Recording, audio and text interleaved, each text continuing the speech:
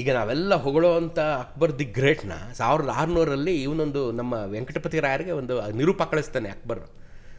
ನೀನು ಈಗ ಅವರು ಅಷ್ಟೇ ಪ್ರಬಲರಾಗಿ ಪೆನ್ಕೊಂಡೆಯಿಂದ ಆಳ್ತಿದ್ದಂಥ ಕಾಲದಲ್ಲಿ ಒಂದು ನಿರೂಪ 1600ರಲ್ಲಿ ಅಕ್ಬರ್ ಕಳಿಸ್ತಾನೆ. ನೀನು ಇಡೀ ನಿನ್ನ ದಕ್ಷಿಣದಲ್ಲಿ ಇರತಕ್ಕಂಥ ಸಾಮ್ರಾಜ್ಯವನ್ನೆಲ್ಲ ನನಗೆ ಒಪ್ಪಿಸ್ಬಿಟ್ಟು ನನ್ನ ಅಡಿಯಾಳಾಗಿರಬೇಕು ನೀನು, ಸೊ ದಟ್ ನಾನು ಇದನ್ನೆಲ್ಲ ಮುಂದುವರ್ಸ್ಕೊಂಡು ಹೋಗ್ತೀನಿ ಅಂತ. ಇವನು ಅದನ್ನು ವೀರ ವೆಂಕಟಪತಿ ರಾಯರು ಅದನ್ನು ಸೊಪ್ಪೆ ಹಾಕಲ್ಲ, ಇದನ್ನು ಸೊಪ್ಪೆ ಹಾಕಲ್ಲ. ಇವರು ಇದನ್ನು 4 ವರ್ಷ ಆದಮೇಲೆ ಮತ್ತೊಂದು ನಿರೂಪ ಕಳಿಸ್ತಾರೆ. ನೀನು ಇದನ್ನು ಮಾಡದೇ ಇದ್ದರೆ ತಕ್ಕ ಶಿಕ್ಷೆಯನ್ನು ಎದುರಿಸಬೇಕಾಗುತ್ತೆ. ಆಗ ವೆಂಕಟಪತಿ ರಾಯರು ಪ್ರತ್ಯುತ್ತರ ಬರೀತಾರೆ, ನಾವು ವಿಜಯನಗರ ಸಾಮ್ರಾಜ್ಯದವರು ಯುದ್ಧದಲ್ಲಿ ಕತ್ತಿಗಳ ಮೂಲಕ ಮಾತಾಡಿ ಗೊತ್ತೇವರೆಗೂ ಈ ಥರ ಬೆದರಿಕೆ ಪತ್ರಗಳಿಗೆಲ್ಲ ನಾವು ನೋಡೋದೇ ಇಲ್ಲ. ನೀನು ಬಾ, ನೀನು we will meet in the war field, ಯಾಕೆ ನೀನು ಅಲ್ಲೆಲ್ಲ ಕೂತ್ಕೊಂಡು ಮಾತಾಡ್ತೀಯಾ, ತಾಕತ್ತಿದ್ರೆ ಬಾ ವಾರ್ ಫೀಲ್ಡ್ಗೆ ಅಂತಾನೆ. ಅಕ್ಬರನಂಥ ಗ್ರೇಟ್ ಅಕ್ಬರ್ಗೆ ಅವನಷ್ಟೇ ತಾಕತ್ತುವಾರ ಆಗಿದ್ದವರೇ ವೀರ ವೆಂಕಟಪತಿ ರಾಯರು.